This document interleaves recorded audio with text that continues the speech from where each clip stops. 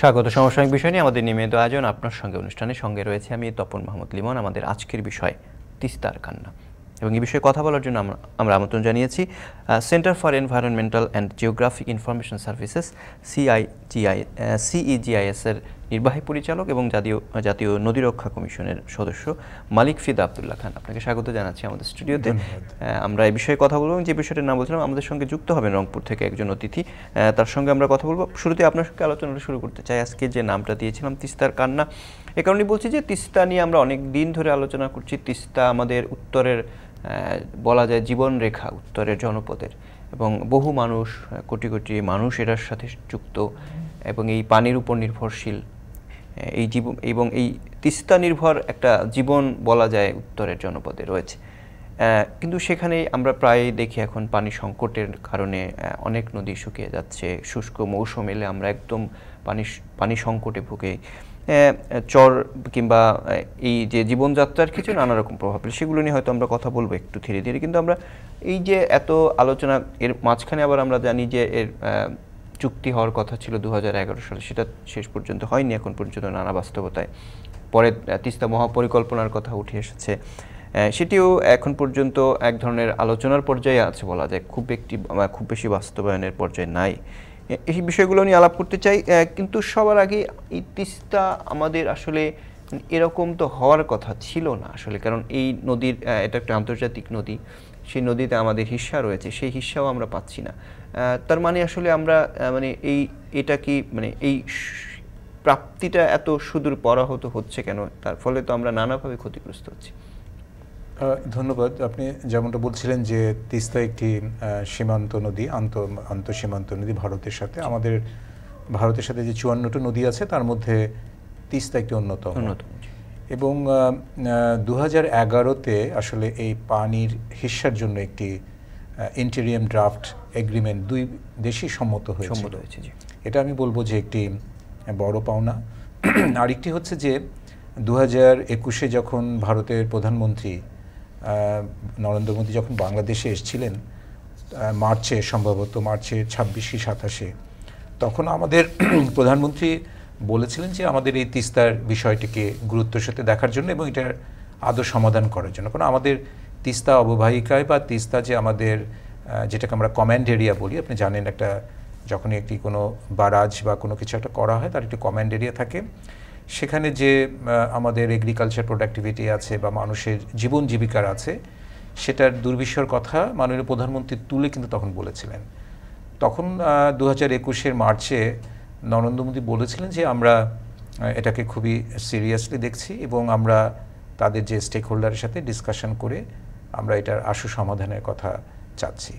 এটা গেল আমাদের এগ্রিমেন্টের যে প্রশ্নটা আপনি তুললেন।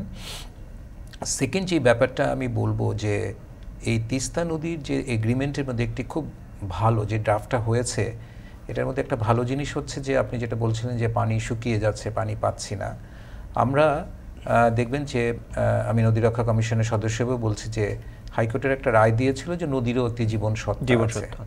সেই প্রেক্ষিতে এই তিস্তা যে এগ্রিমেন্টটা যেটা ড্রাফট অবস্থায় আছে কিন্তু দুপক্ষই সম্মত হয়েছে, সেখানে একটি প্রভিশন রাখা হয়েছে যে নদীর জন্য যে পানি সংরক্ষণ 20% বা আমি সংখ্যাটা বললাম না, কিন্তু যেটাকে আমরা সায়েন্টিফিকভাবে বলে থাকি environmental flow of the river, সেই প্রভিশনটা এখানে রাখা হয়েছে।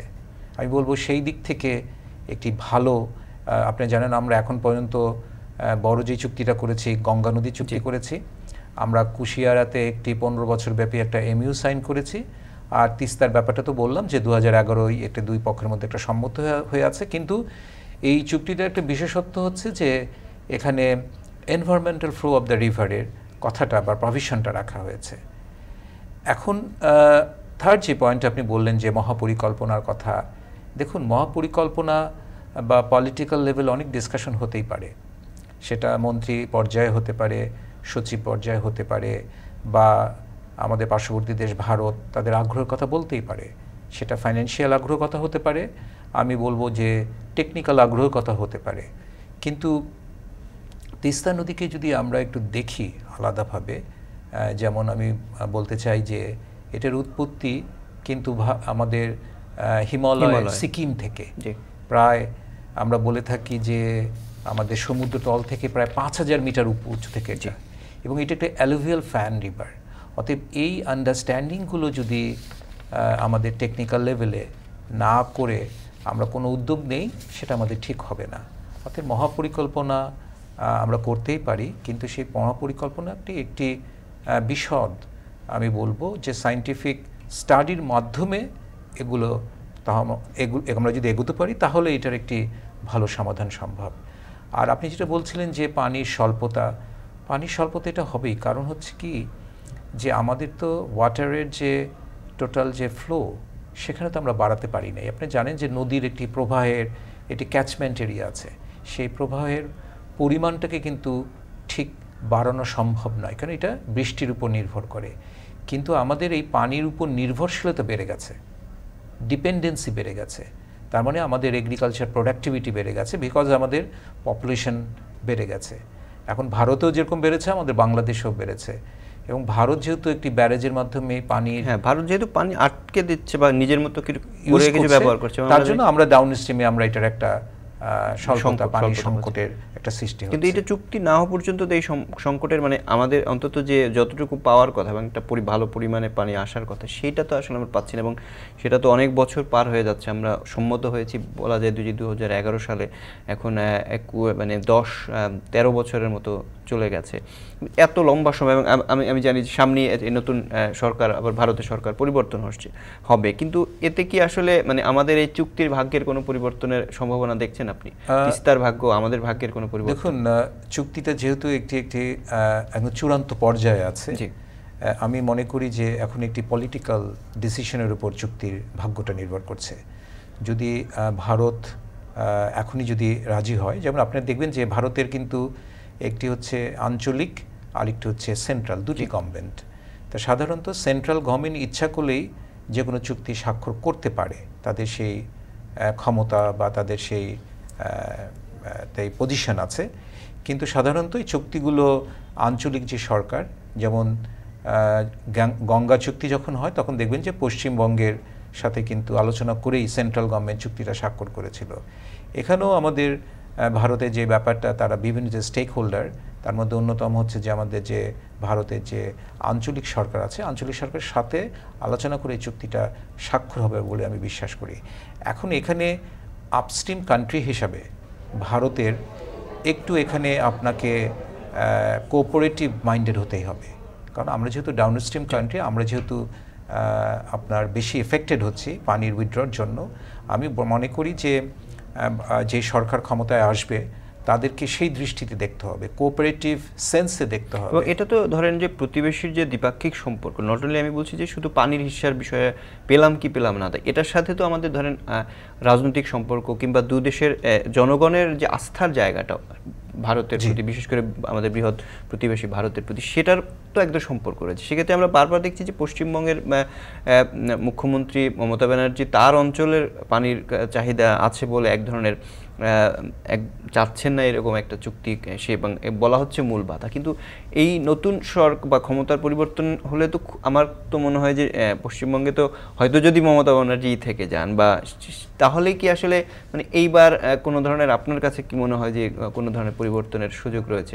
আমি মনে করি যে পরিবর্তনের সুযোগ আছে, কারণ আপনি দেখবেন যে মানে আমাদের এই যে চুক্তিটি, যে মানে তিস্তার চুক্তিটি যেটা ড্রাফট পর্যায়ে আছে, সেটা বাস্তবায়নে কিন্তু মাননীয় প্রধানমন্ত্রী আমাদের বারবার বলছেন যে এটার সবচেয়ে যে ট্রিগারিং জায়গাগুলোতে হচ্ছে আমাদের যে ভারতের যে সরকার যে ক্ষমতায় আসবে। তো আমার কাছে মনে হয় যে নতুন সরকার আসলে হয়তো এটা নিয়ে একটা আমরা সম্ভাবনা দেখছি। কেন দেখছি কারণেই যে ভারত এবং আপনি যেটা বলছিলেন এবং বাংলাদেশ তাদের মধ্যে একটা দ্বিপাক্ষিক সম্পর্ক আছে। তো একটি উইন উইন সিচুয়েশনে যাওয়া উচিত, যে ভারত যদি বাংলাদেশকে চুক্তি স্বাক্ষর করে তার ন্যায্য হিস্যার পানিটা দেয়, তাহলে ডেফিনেটলি এখান থেকে ভারতও কিছু বেনিফিট পাবে। বেনিফিট মানে হচ্ছে যে যেটাকে আমরা বেনিফিট শেয়ারিং বলি, শুধু ওয়াটার শেয়ারিং না, বেনিফিট শেয়ারিং অন্য কোনো উপায়ে হয়তো তখন শেয়ারিংটা হতে পারে। এই ধরনের যখন আলোচনা টেবিলে এই পয়েন্টগুলোকে নিয়ে আসা হবে, এবং আমি বিশ্বাস করি যে নতুন সরকার আসলে ভারতে এই চুক্তিটি স্বাক্ষর হওয়ার একটা সম্ভাবনা আমি দেখছি। এবং সেক্ষেত্রে তো প্রধানমন্ত্রীরও এক ভারত সফর রয়েছে এবং একসাথে তিনি চীন সফর করবেন এবং সেই জায়গায় আমরা জানি যে তিস্তা মহাপরিকল্পনা যেটা করা হচ্ছে সেখানে চীন এক ধরনের আগ্রহ দেখিয়েছে অর্থায়ন সহ বিভিন্ন প্রক্রিয়ার, সেইটা যদি এগোয় সেক্ষেত্রে ভারতের আগ্রহে কোনো ধরনের কনফ্লিক্ট তৈরি হতে পারে কিনা, নাকি এটা মানে পাশাপাশি চলার কোনো জায়গা রয়েছে? দেখুন, তিস্তার যে মহাপরিকল্পনা এটা খুবই একটি প্রিলিমিনারি স্টেজে, যতটুকু আমি জানি একটি প্রিলিমিনারি স্টেজে আছে। এই ধরনের পরিকল্পনা বাস্তবায়নের জন্য সবচেয়ে যেটা বেশি দরকার হাইলি টেকনিক্যাল একটা স্টাডি করা। অর্থায়নের ব্যাপারটা এটা আমি বলবো যে পুরোটাই গভর্নমেন্টের হাইয়েস্ট লেভেলের ডিসিশনের ব্যাপার। এখানে ভারতের আর্থিক সহায়তা না চীনের আর্থিক সহায়তা এটা নিয়ে আমি কোনো কথা বলতে চাইনি। তবে এখন টেকনোলজি যেভাবে অ্যাডভান্স হয়েছে, আপনি যদি নদীর গতিপথ বা নদীর হাইড্রোমরফোলজিক্যাল স্টাডি করে দেখেন তাহলে কিন্তু অনেক কিছুই নদীকে আমরা নিয়ে আসতে পারি, মানে একটি ব্যবস্থাপনার মধ্যে নিয়ে আসতে পারি। তো সেখানে ভারতেরও যেরকম নদী সম্পর্কে তাদের ধারণা আছে, চীনেরও সেই ধরনের টেকনিক্যাল নলেজ বা নোহাউ আছে, তাদের অনেক বড় বড় নদীগুলোকে তারা ব্যবস্থাপনার মধ্যে নিয়ে আসছে। আমি যেই জায়গাটায় সবচেয়ে বেশি জোর দিব এই আর্থিক সহযোগিতার চেয়েও সবচেয়ে যে এটাকে আমরা যদি একটি স্ট্যাবিলাইজেশন করতে চাই নদীটাকে, সেটা সম্ভব কিনা সেটাকে দেখা। এবং এই সক্ষমতা কিন্তু এখন বাংলাদেশের আমরা যারা প্রকৌশলী বা আমরা যারা এই বিশেষজ্ঞ আছি তাদের দিয়ে কিন্তু এটা সম্ভব। কারণ আপনি জানেন যে তিস্তাকে আমরা বলি একটি অ্যালুভিয়াল ফ্যান রিভার, তার মানে এটা একদম পাহাড় থেকে উৎপত্তি হয়ে এটার সেডিমেন্টটা তিস্তা থেকে একদম মহানন্দা পর্যন্ত এটাকে স্প্রেড হয়ে গেছে।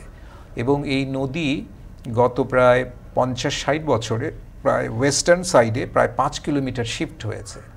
অতএব একটি যদি মাস্টার প্ল্যান না করি আমরা, এবং আমরা নদীটার যে প্ল্যান ফর্মকে যদি আমরা অ্যানালাইসিস না করি, আমরা যদি প্ল্যান ফর্ম অ্যানালাইসিস করে আমরা সায়েন্টিফিকভাবে যেটাকে বলি যে কতগুলো নদীটাকে সেগমেন্টে ভাগ করি, সেগমেন্টে ভাগ করে দেখি আমরা যে নদীটা যে শিফট হচ্ছে বা তার যে মরফোলজিক্যাল চেঞ্জ হচ্ছে, হাইড্রোমরফোলজিক্যাল চেঞ্জ, এই চেঞ্জগুলোর কোন প্যারামিটার এটা যাতে দায়ী, সেই প্যারামিটারগুলো যদি আপনি আন্ডারস্ট্যান্ড করতে পারেন তাহলেই এই নদীর যে মহাপরিকল্পনার কথা যেটা বলছে সেটা বাস্তবায়ন সম্ভব। আমরা এই নিয়ে আরও কথা বলতে চাই, একটা ছোট্ট বিরতি নিয়ে আসি, বিরতির পরে আমরা আলোচনা করবো। দর্শক আমাদের সঙ্গে থাকবেন।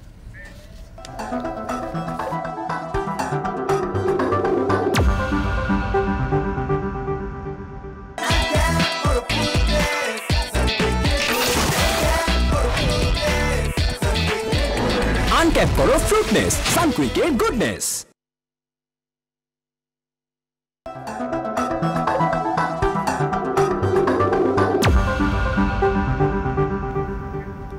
আবার স্বাগত, আপনারা দেখছেন আপনার সঙ্গে আমরা কথা বলছিলাম তিস্তার কান্না। এই বিষয়ে আমাদের সঙ্গে রয়েছেন মালিক ফিদা আব্দুল্লাহ খান এবং রংপুর থেকে আমাদের সঙ্গে যোগ দেবেন তিস্তা বাঁচাও নদী বাঁচাও সংগ্রাম পরিষদের সভাপতি অধ্যক্ষ নজরুল ইসলাম হক্কানি।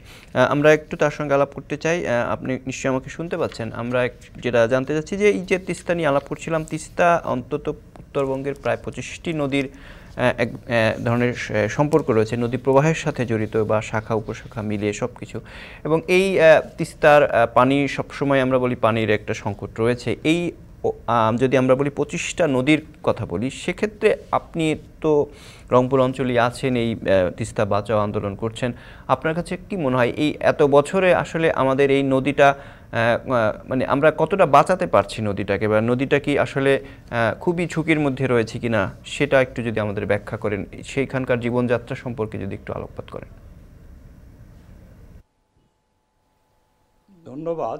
তিস্তা এই অঞ্চলের মানুষের জীবনরেখা। এই অঞ্চলে তিস্তা 115 কিলোমিটার ব্যাপী তিস্তা প্রবাহিত। এই তিস্তার সঙ্গে জড়িয়ে আছে শুধু একটা প্রবাহ না, 22টি নদী, উপনদী, শাখা নদী, প্রশাখা মিলিয়েই তিস্তার জীবন। সেই তিস্তা নদী আজকে শুকনাকালে মরুভূমিতে পরিণত হয়েছে। তিস্তা চুক্তি হব বলে তিস্তা চুক্তি হচ্ছে না। আর তিস্তা চুক্তি হওয়ার ক্ষেত্রে যে সমস্যা, সেই সমস্যার কারণে খরাকালে তিস্তায় পানি থাকে না, আর বর্ষাকালে যখন পানির ঢল নামে তাহলে তিস্তা ভেঙে চুরে সব তছনছ করে যায়। প্রতি বছর তিস্তার ভাঙনে প্রায় 1 লক্ষ কোটি টাকার সম্পদ, সরকারি বেসরকারি সব সম্পদ তিস্তার পেটেই চলে যায়। এই যে মানুষের হাজারি, মানুষের কথা হচ্ছে এই তিস্তাকে রক্ষা করতে গেলে আমরা যে দাবি দিছি 6 দফা, তিস্তা খনন করো, যেটা আমরা মহাপরিকল্পনা বলতেছি, তিস্তার 2 তীর সংরক্ষণ করো, জলাধার নির্মাণ করো এবং তিস্তার শাখা প্রশাখা নদীর সঙ্গে আবার সংযোগ পুনঃপ্রতিষ্ঠা করো। এই দাবিটা আমরা আন্দোলন করে আসছি এবং তিস্তা চুক্তি নিয়ে সরকার 2 দেশে অনেক কথা হয়েছে, কিন্তু তিস্তা চুক্তি তো হচ্ছেই না। ভারতের পশ্চিমবঙ্গ সরকার নতুন করে তিস্তার গজলডোবা দিকে 3টি খাল নিয়ে যাচ্ছে এবং সিকিম বিদ্যুৎ করতেছে, ফলে খরাকালে যে তিস্তার প্রবাহ সম্পূর্ণ বন্ধ করে যাচ্ছে। তাহলে বিকল্প হিসাবে এইটি কিন্তু একটি মহাপরিকল্পনার কথা আমরা বলেছিলাম, সেটা হচ্ছে এই যে বর্ষার পানিটা যদি ঢলের পানিটা আমরা ধরে রাখতে পারি, এটা হলো 2টি পদ্ধতিতে, একটা আন্তর্দেশীয় ব্যবস্থাপনায়, একটা দেশীয় ব্যবস্থাপনায়। আন্তর্দেশীয় ব্যবস্থাপনায় ভারত বাংলাদেশের মধ্যে যে 11 সালে এগ্রিমেন্ট হয়েছে, সেই এগ্রিমেন্টের মধ্যে চাপ দেওয়া, তিস্তা চুক্তি করো, অববাহিকা ভিত্তিক নদী ব্যবস্থাপনা গড়ে তোলো। আর দেশীয় ব্যবস্থাপনায় আমরা চাচ্ছি যে তিস্তা নদী খনন করা, তিস্তা নদী খনন করা, সুরক্ষা করা। তাহলে আজকে তিস্তা কিন্তু 235 বছর ধরে তিস্তা খনন করা হয় নাই, এবং 235 বছর ধরে যে তিস্তা 1 কিলোমিটার 1.5 কিলোমিটার তিস্তা এখন ভাঙতে ভাঙতে এই তিস্তা কখনো 10 কিলোমিটার, কখনো 15 কিলোমিটার, কোথাও 5 কিলোমিটার হয়েছে, আর শাখা নদীগুলো সংযোগ হারা হয়েছে। দেশীয় ব্যবস্থাপনাটা করব। মাননীয় প্রধানমন্ত্রী এটা চীনের সঙ্গে একটি কথা বললেন, সমীক্ষা হলো 20 সালে এটা খনন কাজ শুরু হবে দেশীয় ব্যবস্থাপনায়। আমরা অধীর আগ্রহে বসে থাকলাম। 2020 সালে 1 নভেম্বর তিস্তার 2 তীরে মাননীয় প্রধানমন্ত্রীকে অভিনন্দন জানিয়ে আমরা মানববন্ধন করেছি। নদীর জন্য এত বড় আন্দোলন কোথাও হয়েছে কিনা আমরা জানি না। শেষে 2 আগস্ট 2023 জেলা স্কুলের মাঠের লাখো লাখো মানুষের সমাবেশে প্রধানমন্ত্রী বললেন, আমাদের তিস্তা মহাপরিকল্পনা আমরা বাস্তবায়ন করব। তিস্তা পাড়ের মানুষের মধ্যে এই জাগরণ যে এইবারে শুনলাম ভারতের সচিব এসেছেন, তিনি বলছেন বহুমুখী পরিকল্পনায় তারাও সহযোগিতা করবেন। আমাদের কথা হচ্ছে তিস্তা এর আগে যিনি বললেন এখনো প্রাইমারি স্টেজে আছে, এটা ঠিক না। তিস্তার সমীক্ষা কমপ্লিট হয়েছে, এর শাখা নদী খনন কাজ চলতেছে। মাননীয় প্রধানমন্ত্রী বলেছেন 7,500 কোটি টাকা দিয়ে তিস্তার যে শাখা নদী, ঘাঘট নদী, বুড়াইল নদী, আলাইকুড়ি নদী, সানিয়ারজান নদী, যত নদী আছে সব খনন কাজ শুরু হচ্ছে। তাহলে আজকে এই যে তিস্তা মহাপরিকল্পনার ব্যাপারে আমরা বলছি রেডি আছে। এখন এটা ইআরডিতে দেওয়া ফান্ডিং এজেন্সি, আমরা বলছি পদ্মা সেতুর মতো নিজস্ব অর্থায়নে এটা করা। যদি অর্থের সংকুলান থাকে তাহলে তারা ফান্ড নিতে পারে স্বল্প সুদে।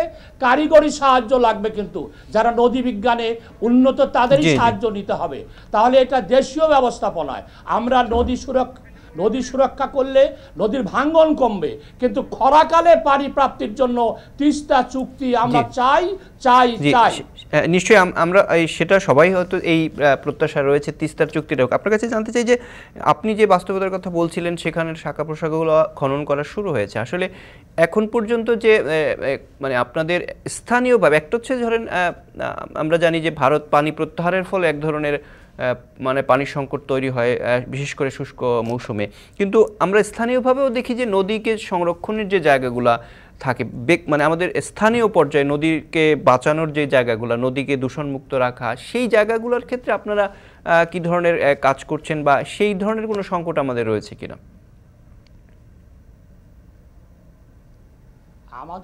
আমাদের দাবিটাই হচ্ছে তিস্তা বাঁচাও, নদী বাঁচাও। শুধু তিস্তার কথা বলছি না আমরা, তিস্তার সঙ্গে যে শাখা নদীগুলো আছে এরা দখল বেদখল হয়ে গেছে, এগুলোকে উদ্ধার করতে হবে। এর শাখা নদীর পানিগুলো কিন্তু উপনদীর পানিগুলো কিন্তু তিস্তায় আসে। তাহলে আজকে যদি এগুলো দখল হয়ে যাচ্ছে, অবকাঠামো নির্মাণ হচ্ছে, এইখানে এখন সরকার একটা নদী রক্ষা কমিটি করেছেন, জাতীয় নদী রক্ষা কমিশন একটা কর্তৃপক্ষ হয়েছে।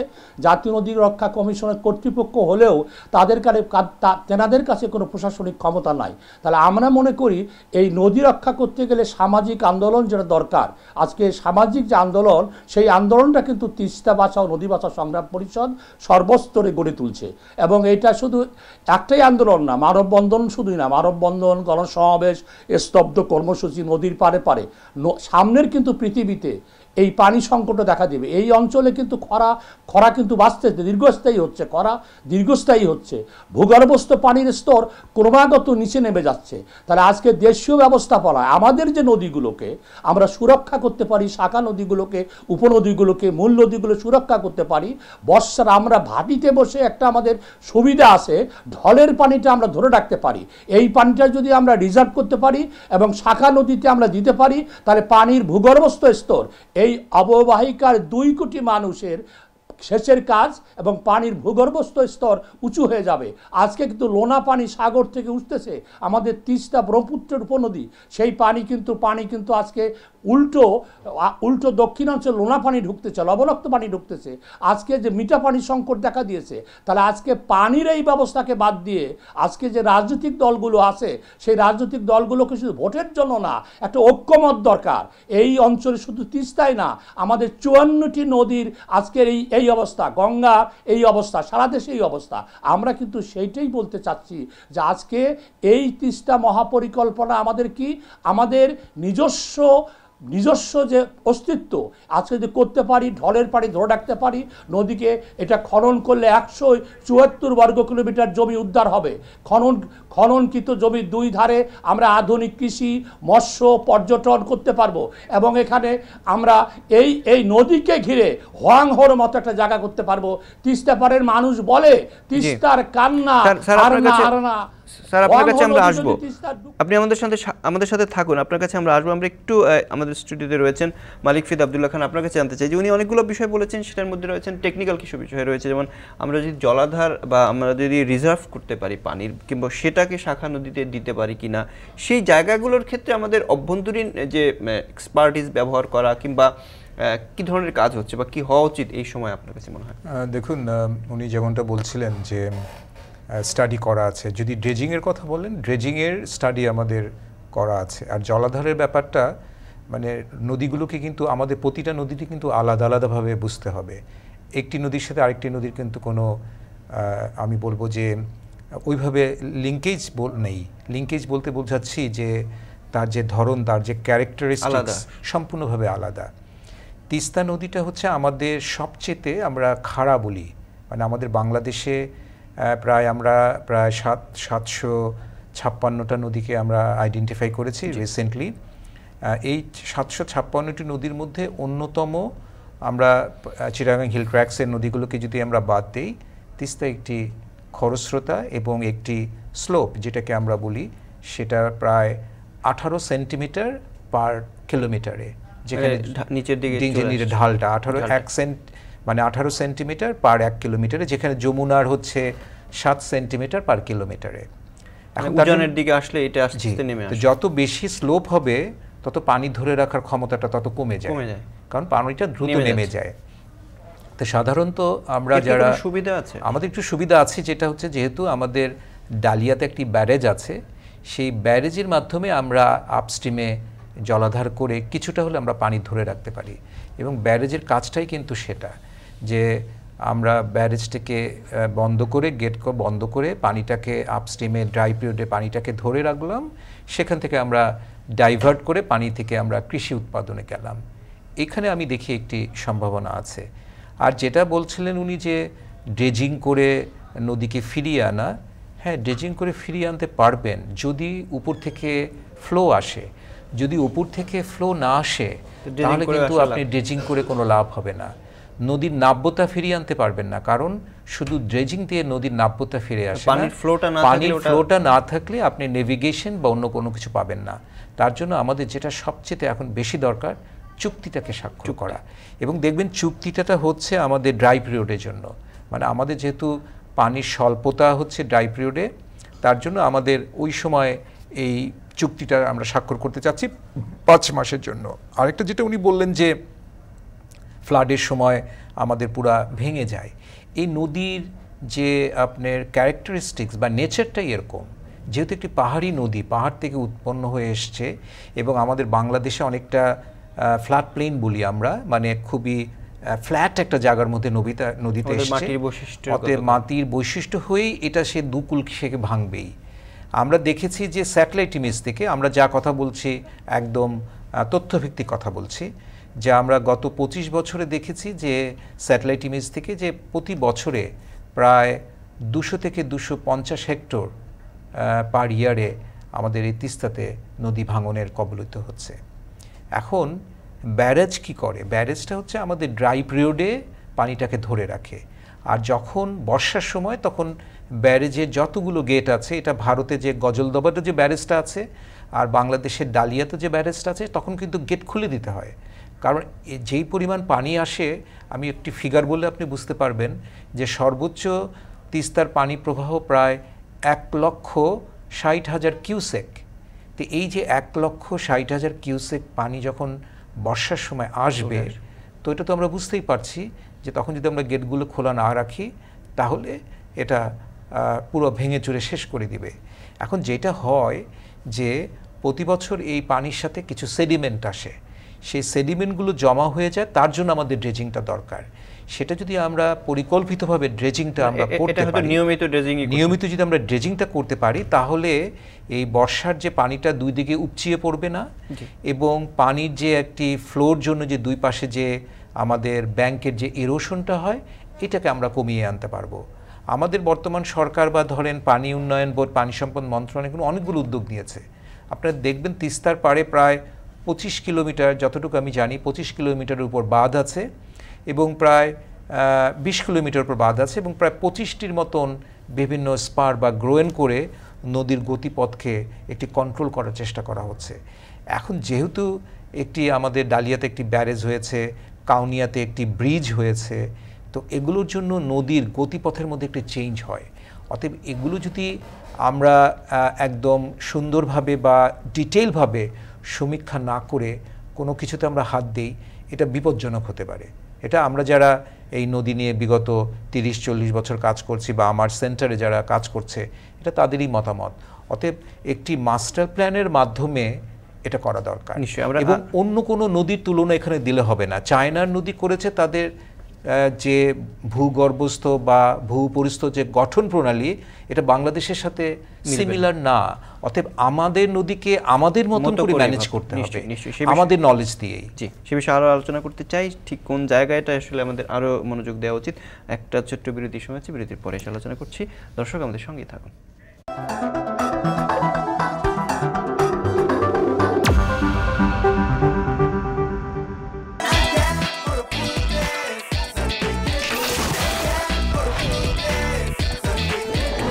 আনক্যাপ করো ফ্রুটনেস, সানকুইকের গুডনেস।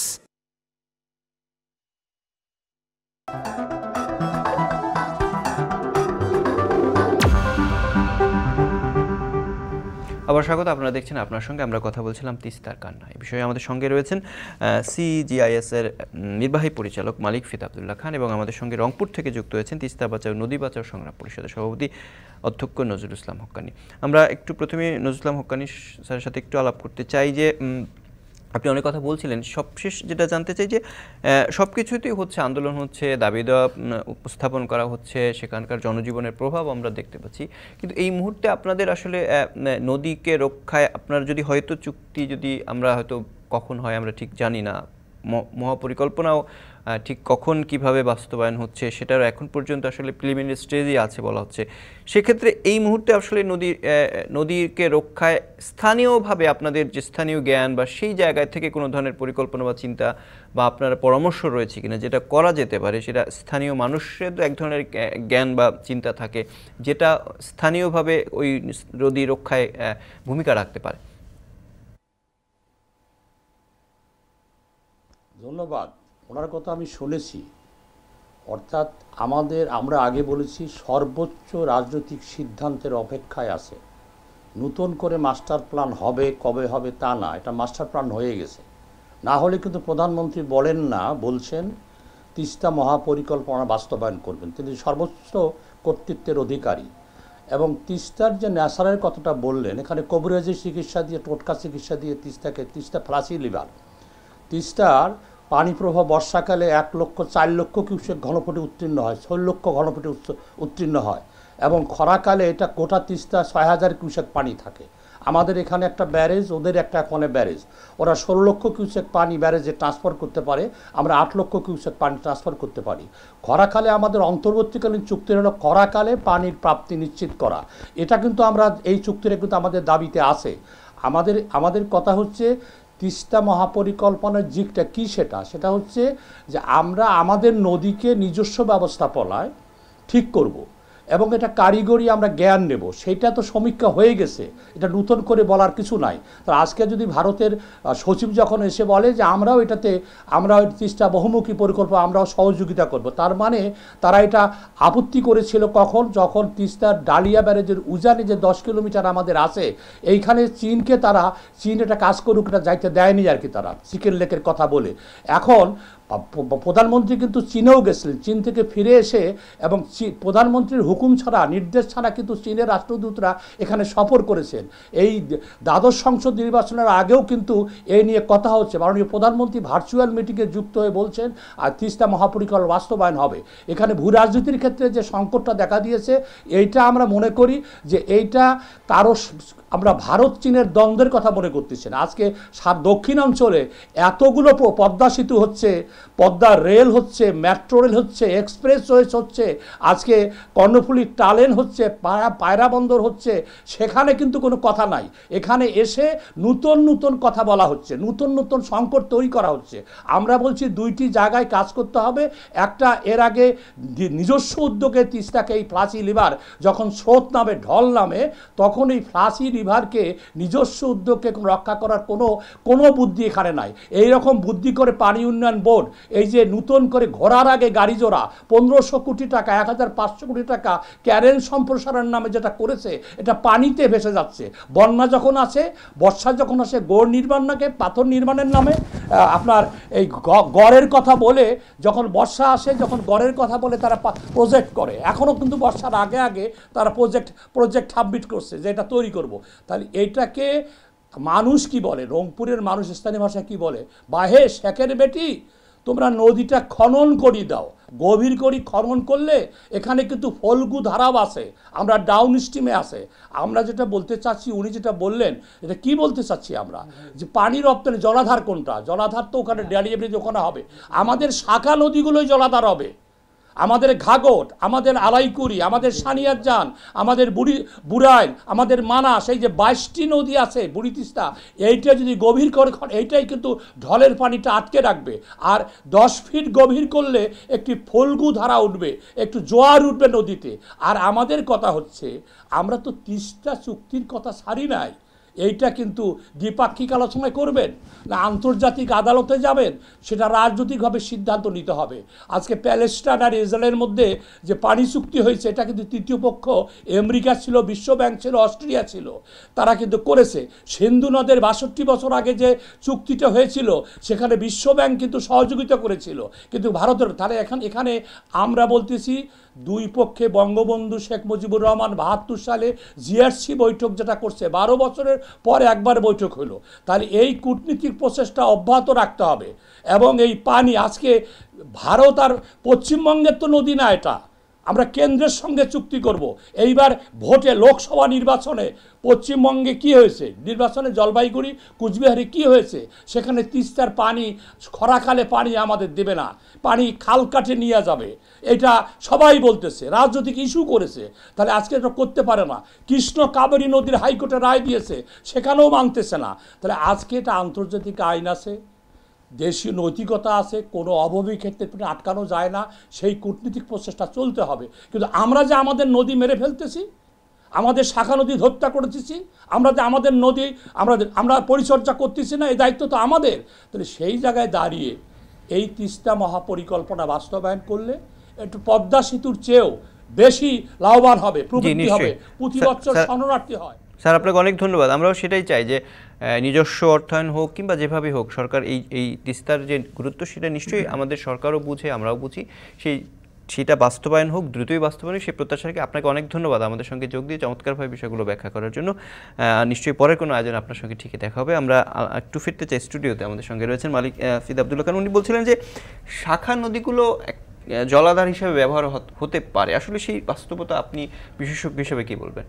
না দেখুন, তিস্তাতে যে ব্যারাজটা আছে, ব্যারাজের উপরে আপস্ট্রিমে যে জলাধার নির্মাণ সম্ভব কিনা এটা কিন্তু একটা স্টাডি হয়ে গেছে। এটার এনভায়রনমেন্টাল এবং ফিজিবিলিটি স্টাডি দুটাই হয়ে গেছে। এখন এটা হচ্ছে জাস্ট বাস্তবায়নের অপেক্ষায় আছে। তেমনিভাবে সবচেয়ে বেশি যে দরকার যে কানেক্টিভিটিগুলো শাখা নদীগুলোর সাথে আমাদের তিস্তার সেডিমেন্টেশন হয়ে বা পলি জমে অনেকগুলো কানেক্টিভিটি নষ্ট হয়ে গেছে। অতএব সেগুলোতে যদি আমরা কানেক্টিভিটি এস্টাবলিশ করতে পারি তাহলে ডেফিনেটলি সেখানে একটা পোটেনশিয়ালিটি আসবে। কিন্তু একটা জিনিস মনে রাখতে হবে, যখনই আমরা জলাধার নির্মাণ করব কিনা, আমরা সেই জলাধারের নিচে যারা আছে তাদেরও যেন মিনিমাম যে পানিটা, সে পানিটা যেন আমরা ছাড়ি। মানে আমি যখন উপরে করছি তার মানে যেহেতু নিচের দিকে আবার নিচের দিকেও তো একটা ডিমান্ড আছে এবং নিচের দিকেও একটা এনভায়রনমেন্টাল ফ্লোর দরকার আছে, নদীর যে ইকোসিস্টেমের একটি পানির দরকার আছে। অতএব এই জায়গাগুলোকে খুব সঠিকভাবে মূল্যায়ন করে ডিসিশন নেওয়ার দরকার আছে। আমি বলবো না যে জলাধার নির্মাণ সম্ভব নয়, অবশ্যই সম্ভব, কিন্তু আমাদের যে নদীগুলোর যে বৈশিষ্ট্য বা ক্যারেক্টারিস্টিক যেটা বলি না কেন, সেই অ্যাসেসমেন্টগুলো যেন ঠিক হয়, পরে যেন আমাদেরকে কোনো রিগ্রেট করতে না হয়।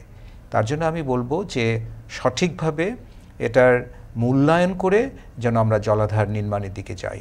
আদারওয়াইজ আমাদের একটা সময় পরে আবার এটার জন্য আমাদেরকে রিগ্রেট করতে হতে পারে, যেটা আমাদের অনেক জায়গাতে হচ্ছে। বিভিন্ন জায়গায় আমরা রাস্তা নির্মাণ করে হাওড়ে আমরা কিন্তু অনেক ক্ষতি করে ফেলেছি। অতএব যে কোনো স্বাভাবিক প্রবাহ বা যে কোনো কিছু স্বাভাবিক বা ন্যাচারাল সিস্টেমটাকে কিন্তু আপনাকে রক্ষা করতে হবে। এবং এই ন্যাচারাল সিস্টেমকে রক্ষা করার জন্য কিন্তু মাননীয় প্রধানমন্ত্রী দেখবেন সবসময় বলে যে নদী হচ্ছে আমাদের শরীর যেমন শিরা উপশিরা সে ধরনের ধমনীর মতন। অতএব এটাকেও রক্ষা যেমন করতে হবে, আমাদের নদীগুলোকেও সেভাবে রক্ষা করতে হবে। অতএব নদীর মধ্যে যদি সেডিমেন্টেশন হয়, ড্রেজিং অবশ্যই করতে হবে, যেটা উনিও বলেছেন। এবং আমি একটা সেম টাইম বলবো কানেক্টিভিটি এস্টাবলিশ করা দরকার। তাহলে পানি গেলে সেখান থেকে আমরা এগ্রিকালচার প্রোডাক্টিভিটি বা অন্যান্য জিনিসগুলোতে পারবো। লাস্ট যে কথাটা আমি বলবো যে আমাদের এগ্রিকালচারে যে পানির যে ব্যবহারটা হয় এটার কিন্তু এফিসিয়েন্সি এখনও আমাদের অনেক পুয়োর, এটাকে বাড়াতে হবে। এটাকে বাড়ালে যে সুবিধা, আপনাকে এই বিষয়টা নিয়ে একটু বড় করে আলাপ করতে চাই। একটা ছোট বিরতি নিচ্ছি, বিরতির পরে আপনি যে কৃষি বিষয়ে বলছিলেন, একটা ছোট্ট বিরতি নিচ্ছি, দর্শক আমাদের সঙ্গেই থাকুন।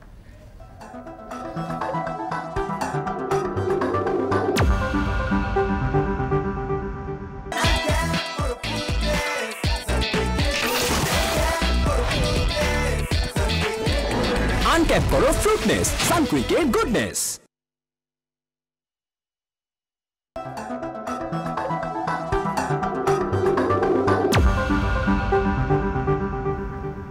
আবার স্বাগত। আপনারা দেখছেন, আপনার সঙ্গে আমরা কথা বলছিলাম তিস্তার কারণে। আমাদের সঙ্গে রয়েছেন মালিক ফিদা আব্দুল্লাহ খান। স্যার আপনাকে একটু আমরা বিরতির আগে যে প্রসঙ্গটা আমরা বলছিলাম যে আপনি বিরতির পরে সে শুনতে চাই, যে বিশেষ করে কৃষি ক্ষেত্রে আমাদের যে তিস্তার ব্যবহারটা, সেইখানে আসলে ঠিকভাবে ব্যবহার করতে না পারলে আসলে আমাদের এক ধরনের ক্ষতি হওয়ার কোনো ধরনের সম্ভাবনা বা শঙ্কা রয়েছে কিনা? দেখুন, আমরা একটা খুব প্রাথমিকভাবে একটা স্টাডি করে দেখেছিলাম যে আমাদের বাংলাদেশের যে ইরিগেশন এফিসিয়েন্সি, মানে ইরিগেশন এফিসিয়েন্সি আমরা বলছি যে পরিমাণ পানি আমরা ইরিগেশনের জন্য বা কৃষিকাজ সেচ কাজে ইউজ করি, সেটার মাত্র 52 ভাগ সঠিকভাবে ইউজ হয়। তার মানে আর প্রায় 48 ভাগ অপচয় হয়ে যায় বা সামহাও নষ্ট হয়ে যায়। নষ্টটা হয় কিভাবে? একটা হচ্ছে আমরা অতিরিক্ত পানি ব্যবহার করি, আর যখন পানি দরকার নয় সেই সময় আমরা পানি দিই। আরেকটু হচ্ছে যেটা দেখবেন যে বাষ্পীভবন, মানে এভাপোরেশনে পানিটা চলে যায়। তার জন্য আমাদের এই কৃষি ব্যবস্থাপনায় আধুনিকায়ন আনতে হবে। আমাদের যে ওপেন ক্যানেল করে যে আমরা ইরিগেশন করি, এখানে একটি সুবিধা হচ্ছে যে কিছু কিছু ক্ষেত্রে আমাদের গ্রাউন্ড ওয়াটার রিচার্জ হয়, কিন্তু একটা বিশাল পরিমাণ পানির বাষ্পীভবনের জন্য নষ্ট হয়ে যায়। অতএব কৃষকদের মধ্যে যে জিনিসটাকে নিয়ে আসতে হবে, কিভাবে আমরা ইরিগেশন এফিসিয়েন্সিকে বাড়াতে পারি। আমরা যদি ইরিগেশন এফিসিয়েন্সি বাড়াতে পারি, আমরা দেখেছি যে আমাদের যেই পরিমাণ এখনও সেচযোগ্য জমি আছে, সারা বাংলাদেশের কথা বলছি, সেটা এই একই পরিমাণ পানি দিয়ে হলেও সম্ভব। তার মানে আমাদের এখানে একটি বৈপ্লবিক পরিবর্তন আনার প্রয়োজন আছে। সেকেন্ড যে কথাটা বলবো যে আমাদের এগ্রিকালচারের মধ্যে একটি ট্রান্সফরমেটিভ চেঞ্জ আনা দরকার। ট্রান্সফরমেটিভ চেঞ্জটা কেন বলছি, যে আমাদের যে ক্রপিং প্যাটার্ন, সেই ক্রপিং প্যাটার্নের মধ্যে আমাদের চেঞ্জ আনা দরকার। যেই জায়গাগুলোতে আপনারা দেখবেন যে ইরিগেশন দিয়ে সম্ভব নয়, সেখানে ইরিগেশন দিয়ে করা উচিত নয়। আমি একটা উদাহরণ দেই, আমাদের যে বারিন্দ এরিয়াতে আপনি দেখবেন যে বারিন্দ এরিয়াতে আমাদের বারিন্দ যে কর্তৃপক্ষ আছে বা আমাদের ওখানকার যে ফার্মাররা আছে, তারা কি করছে, গ্রাউন্ড ওয়াটারকে উঠিয়ে বোরো কাল্টিভেশন করছে। তার মানে এটা একটা ওয়াটার মাইনিং করে ফেলছেন, যে আপনার পুরো গ্রাউন্ড ওয়াটারকে শেষ করে দিচ্ছেন। তো এই জায়গাগুলো আমাদের চিন্তার বিষয় আছে, আমাদের এই জায়গাগুলোকে ভেবে দেখার বিষয় আছে, যেটা কতখানি আমাদের ইমিডিয়েট আমরা কিছু বেনিফিট পাবো, ইমিডিয়েট বেনিফিট পাবো, কিন্তু লং টার্ম এটার একটা এনভায়রনমেন্টাল ডিগ্রেডেশন আছে। তার জন্য আমি মনে করি যে আমাদের বড় যে কাল্টিভেশনের যে এরিয়াগুলো, এগুলো একটা স্যাচুরেটেড লেভেলে চলে গেছে। আমরা বেশি এখন রেইনফেড যে এগ্রিকালচার, সেটার যে আমাদের প্রোডাক্টিভিটি, যেটা আমরা বলি সাধারণত 5 টন পার হেক্টর বা 4 টন বা আরও নিচে অনেক কম আছে রেইনফেডে, হয়তো কোনো কোনো জায়গায় 2 টন পার হেক্টরও আছে, এটাকে বাড়াতে হবে। তার মানে এখানে আমাদের কৃষির যে ইনপুটের যে জায়গাগুলো আছে, সেখানে যদি আমরা বাড়াতে পারি, তাহলে আমাদের ফুড সিকিউরিটিটা আপনি দেখবেন অনেকখানি বেড়ে যাবে। আমাদের এই সাবকন্টিনেন্টালের একটা বড় আমি বলবো যে আমাদের মাইন্ডসেট, যে আমরা সম্পূর্ণ মানে যেটা ওয়াটার ইন্টেন্সিভ এগ্রিকালচারে বেশি আমরা উদ্বুদ্ধ, কিন্তু বিশ্বের অন্যান্য দেশে দেখবেন কিন্তু সেটা নেই। আপনি যদি ফ্রান্সে বা ইউরোপের কান্ট্রিগুলোতে দেখেন, সেখানে ইরিগেশন এফিসিয়েন্সি 90%, কারণ তারা স্প্রিঙ্কল টাইপের ইরিগেশন সিস্টেম করে। এইভাবে ট্র্যাডিশনাল ওয়েতে যে ক্যানেল দিয়ে পাম্প করে এই ইরিগেশন সিস্টেম তারা মেনটেন করে না। অতএব আমাদের এখানে একটি বৈপ্লবিক পরিবর্তনের আনার প্রয়োজন আছে, বিশেষ করে আমি উত্তরাঞ্চলে বলবো, আমি অন্যান্য অঞ্চলগুলো বলবো না। হাওড় অঞ্চলে আমাদের পানির সেইভাবে অভাব নেই। আমরা যদি বাংলাদেশটাকে 8টা অঞ্চলে ভাগ করে দেখি, এর মধ্যে নর্থ ওয়েস্ট মানে যেটা উত্তর অঞ্চল, এখানেই দেখবেন যে পানির স্বল্পতা সবচেয়ে বেশি, আবার এটা আমাদের এগ্রিকালচারের একটি আধার। জি, একটা ছোট বিষয় যে দখল এবং দূষণও তো আমাদের একটা বড় কারণ, সেগুলো থেকেও তো নিশ্চয়ই আমাদের আমি মনে করি যে তিস্তার দখল দূষণের জন্য আপনি জানেন যে হাইকোর্টের রায় আছে, বা আমরা নদী রক্ষা কমিশন থেকে বারবার বলেছি যে সিএস পর্যায়ে যেটা আছে সেটাই নদীর দুকুলের সীমানা। সেই পর্যায়ে আজকাল কিন্তু দেখেন সব কিছু ডিজিটালাইজড হয়ে গেছে। আমাদের শিপিং মিনিস্ট্রি একটি প্রজেক্ট হাতে নিয়েছে যে পুরো সবগুলো নদীর সিএস পর্যায় অনুসারে তার 2 বল। আপনাকে অনেক ধন্যবাদ আমাদের সঙ্গে যোগ দিয়ে চমৎকারভাবে বিষয়গুলো ব্যাখ্যা করার জন্য। আমরাও চাই যে তিস্তার কান্না থামুক, তিস্তা আমাদের যে উত্তরের জনপদের জীবনরেখা, সেটা সত্যিকার অর্থেই সেই পুরনো তিস্তায় ফিরে আসুক, সেই আশা রেখে আপনাকে ধন্যবাদ, আরেকবার ধন্যবাদ জানিয়ে আজকের মতো শেষ করছি। দর্শক ভালো থাকবেন, নিশ্চয়ই দেখা হবে পরে কোনো আয়োজনে।